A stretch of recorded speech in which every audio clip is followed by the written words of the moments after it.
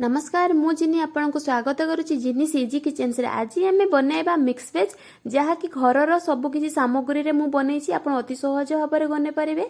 तो ये शीत दिन जेहेतु सब परिबा एभेलेबल तो प्रथम तो सब परिबा को काटी नबा आउट मु केवल टाण परिबा को एका सहित भाजुची ता द्वारा एका सहित ही भाजी हो लुण केवल देकी भाजी नबा। एपटे मु टाण परिबार ऐड करिछि बीन्स गाजर आउ आलू आकु टिके ढांकी फ्राई कर नबा ता द्वारा हमर वेजिटेबल सिझी मध्ये जीवो आ भाजी मध्ये हेइ जीवो।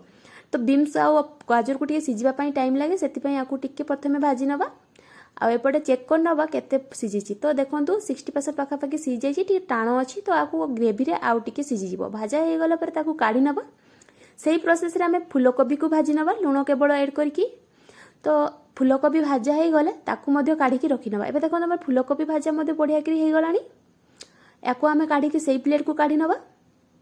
सेही प्रोसेस रे सेही तावा रे आउ किछि तेल ऐड करकी कैप्सिकम को भी भाजी नबा लुण ऐड करकी।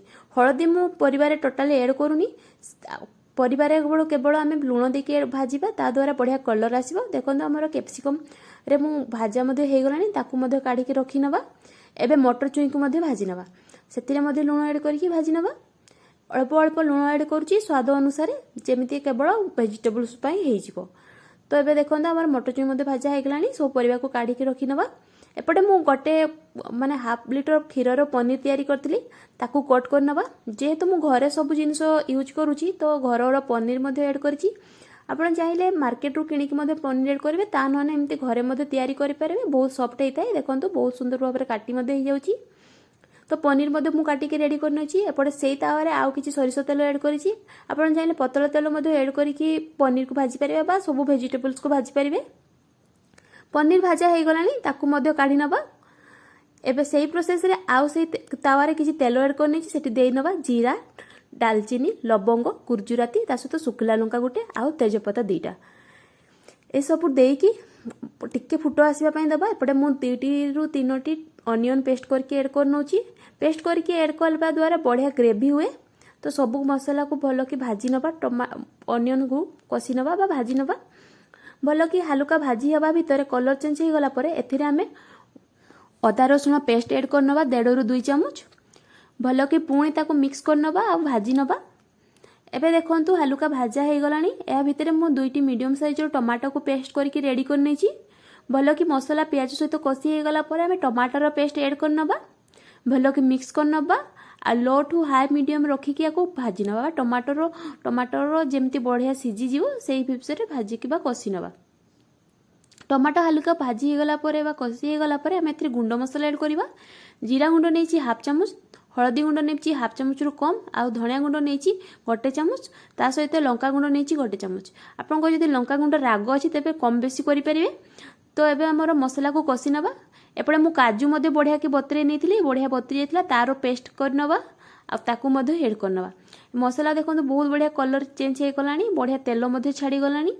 तो एबे हमें काजू रो पेस्ट मध्य या ऊपर ऐड कर नबा ता सहित अल्प किछि पानी मध्य ताकू धोई के ऐड कर नबा ता द्वारा हमर काजू मध्य बढ़िया की भाजी हे जिवो कसी हे जिवो तेल मध्य छाड़ी हे जिवो।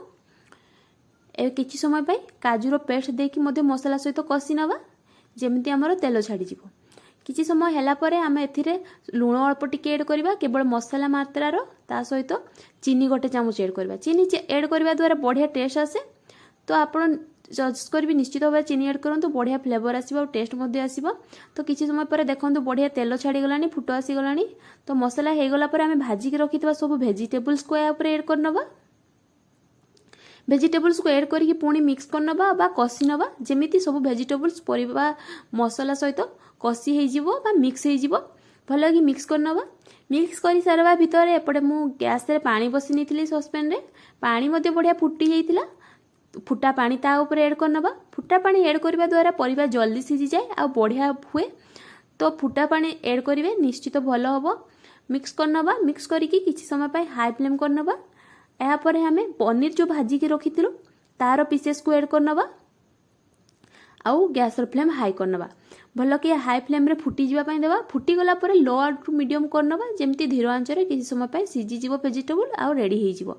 या परे हमें मु एठी खीरो ऐड करची मिल्क क्रीम बदल रे आपण जाने मिल्क क्रीम मध्ये ऐड करि परबे। खीरो रो सरो ऐड करची ता सहित नेइची एठी मिक्स किचन किंग मसाला